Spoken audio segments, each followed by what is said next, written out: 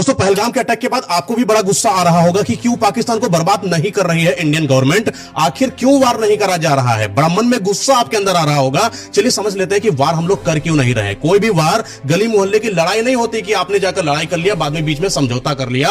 वार का मतलब यह होता है कि आपने अगर धोखे से भी मिसाइल छोड़ दी, वो तब तक आपको कंटिन्यूअस उस वार में रहना पड़ेगा जब तक वार चलता रहेगा। पाकिस्तान अपने आप को बेच देगा, बर्बाद कर देगा, सिर्फ मात्र इसलिए कि वो इस वार में कंटिन्यूअस जमा रहे, चाहे उसको अपने आप को कितना ही बर्बाद क्यों ना करना पड़ जाए। जब तक सीज फायर डिक्लेयर नहीं होता, जब तक दो पार्टी आपस में बैठकर समझौता नहीं कर लेती, तब तक इस युद्ध को रोका ही नहीं जा सकता। अगर हम बात करें इंडिया की, इंडिया पहले अटैक करता ही नहीं है, लेकिन जब अटैक करता तो बर्बाद कर देता है। नो फर्स्ट यूज पॉलिसी की हम बात करते हैं। अटल बिहारी जी की अगर बात करें तो पहले हम अटैक नहीं करेंगे, लेकिन अटैक करेंगे तो आपके घर के अंदर घुस के मारेंगे और आपको बर्बाद कर देंगे। दुनिया में आपका निशान नहीं बचेगा, कहीं दूर दूर तक आपका नामकरण नहीं बचेगा। हम पहले बात कर ले दोनों देश की, तो दोनों देश हमारे न्यूक्लियर नेशन है। पाकिस्तान की अगर बात करें 180 न्यूक्लियर वेपन पाकिस्तान के पास है, इंडिया के पास 170 वेपन है। अब आपको लग रहा होगा कि हमारे पास तो कम वेपन है, ऐसा नहीं है। हमारे पास एक है लेकिन पावरफुल है, एक ही बर्बाद कर देगा इनके 180 को। हम एमसीटी पॉलिसी के हिसाब से वर्क करते हैं। हम मिनिमम कैपेबिलिटी पर जो अपने वेपन्स होते हैं वो बनाते हैं, लेकिन जो बनाते हैं मजेदार बनाते हैं।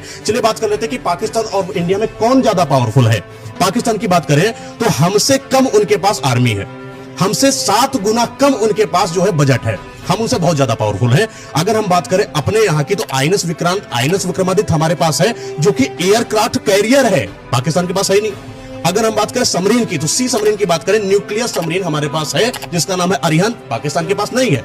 हम समुद्र में इतने ज्यादा पावरफुल हैं कि अगर समुद्र से हम लोगों ने सिर्फ न्यूक्लियर का हमला कर लिया, पाकिस्तान यूं ही बर्बाद हो जाएगा। लेकिन जब इतना पावरफुल कोई इंसान होता है, सोचता है कि हम वार क्यों ना करें, और जब हमने वार किया अगर पाकिस्तान के ऊपर, तो पाकिस्तान बर्बाद होगा। अब सोचने की बात है कि जब इतने पावरफुल है तो कर क्यों नहीं रहे। कर इसलिए नहीं कर रहे हैं कि अगर हम मारेंगे तो वो भी मारेंगे, और वो मारेंगे तो हमारा भी नुकसान होगा। तो पहले हम सीखेंगे, पहले हम समझेंगे कि वहां से अटैक हो रहा है कि नहीं। पहले उनकी मिसाइल आने दो, फिर मिसाइलें हम लोग यहां से दगाएंगे।